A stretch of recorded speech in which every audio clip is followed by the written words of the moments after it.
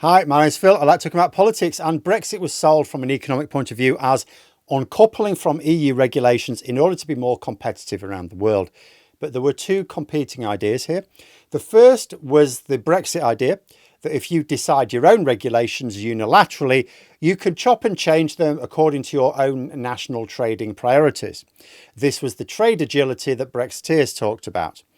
However, the counter to that idea was that having different regulations to another market means that you face extra trade barriers when trying to sell both goods and services to that market.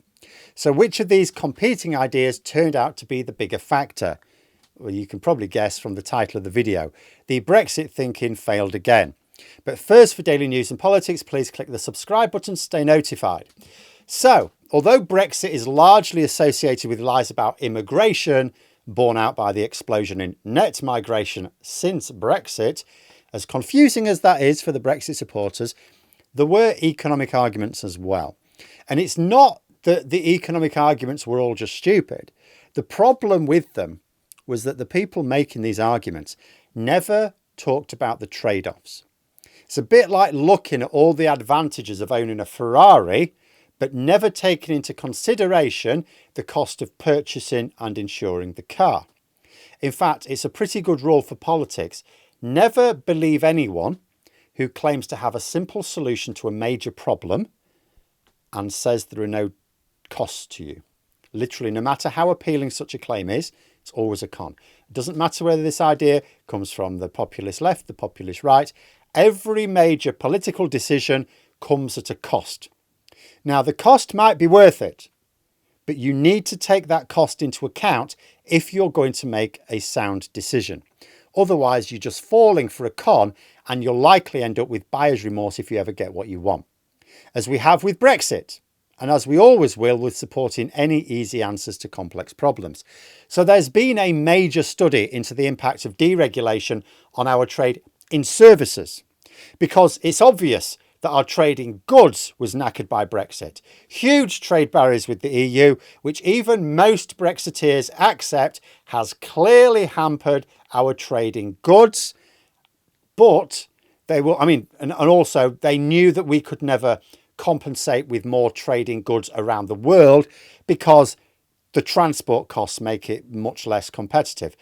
And you know what? Those costs only got higher since COVID. In fact, it's often been said that as unwise as Brexit was back in 2016, it became a whole lot less wise after 2020 because COVID persuaded the world that globe-spanning supply chains are vulnerable to major shocks. And so businesses have started working on much more localized supply chains for long-term resilience. Basically, from 2020 onwards was not a good time to pursue a trade strategy which involved trading less with your neighbours and trying to get more people to trade with you further away. But that's goods. As I say, even Brexit supporters accept that our trade in goods has been hampered and we cannot compensate it by just selling more of those goods abroad because of the cost of transport. But they point out we are a service economy. We only make so many goods, and that is absolutely true. Although it is interesting that many of the communities which most supported Brexit are ones dependent on the manufacture of goods rather than services. It's a madness that a lot of people voted for Brexit to improve manufacturing jobs when even Brexiteers accept that this was always going to be a casualty. Their argument was that the much larger service sector, and services are a much bigger part of our economy than goods, would do better by dropping EU regulations. But pointed out by most economists, trade in everything, services included, is easier when your regulations align, and conversely more difficult when they diverge. By diverging our standards with the EU, we were going to get less trade with Europe. Where were we going to align in order to compensate? Because it's all right talking about, oh, we make up our own rules. Well, we need to sell those services to someone else. So to get more trade somewhere else, even with services, we need to align our standards with someone else. So who are we going to do that with? Oh, the USA, said the Brexiteers. Yeah. I don't think we need an expert report to tell us that this idea hasn't quite worked out. But nonetheless, Had there been a serious debate, there could have been an argument about which wins. Deregulation to boost trade around the world, or deregulation that raises more trade barriers than we lower. Which would be true? It was possible to have a genuine debate about that. It was a debate where 99% of economists thought Brexit would not win, but it was possible to have such a debate. Just we never did. The Brexiteers claimed benefits and accepted no downsides, no trade-offs, no costs. The result was that we got all the costs but none of the benefits. Any benefits that might have been theoretically possible were squandered by having the process managed by people who refused to accept reality. And this LSE report basically confirms that the major trade barriers to even our trade in services was not compensated for by being more competitive globally.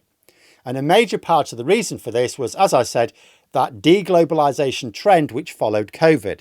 Brexit was never really a good idea in the first place, but we literally chose to do it at the worst possible time. It would be pretty much like a travel agent in Poland, 1939, setting up to organise tours of Germany. You know, since 2020, the year when we could still have chosen to remain in the single market and customs union, the world was deciding to avoid being dependent upon trade with far-flung markets. Keep it in the neighbourhood is the new trading philosophy around the world. Now, this is not to say that UK services have suffered badly from Brexit. This is not the case by and large. Our exit from the EU mostly harmed our trade in goods as well as our power to determine European standards. It didn't do a massive amount to services one way or the other. You know, there are some areas hit. For example, people who need to physically travel to the EU to trade their services, such as performers, consultants and so on. They're hampered big time, especially if, like performers, you need to take a lot of expensive equipment with you. But by and large, service exports weren't badly hit by Brexit. It's just that they weren't boosted to the point where it compensated for the hits to trade in goods and the service exports that were damaged. So the net impact was just bad. And the report makes this point. Their main investigation was to ask the question, did Brexit make our trade in services more competitive? Not goods, because everyone knows that absolutely did not. Did it at least make our trade in services more competitive? And the answer, clearly set out in the conclusion, is no, it actually created extra friction. It's not saying there were no winners. It is saying that the UK as a whole was a net loser. We are trading a tiny bit more around the world, but that boost in global trade, which is real, is less than the cost to our European trade. It's like we paid £50 to hire a market stall and only sold £20 worth of stuff. Yes, technically we sold £20 worth of stuff we otherwise wouldn't have, but it cost us more to do that than we made. And one of the big lessons from this report is that whatever the chances of success for Brexit were before 2020, which, like I said, the vast majority of economists didn't ever think were that bright, were fundamentally changed after COVID. And the Tory government under Boris Johnson didn't bother to pay attention. I suspect because they knew it was all a scam for personal power anyway, so it didn't make any difference to them. But let me know what you think in the comments below. And for more content, you could subscribe to the channel or even join for access to streams and behind the scenes updates. Thanks for watching, and until next time, I'll see you later.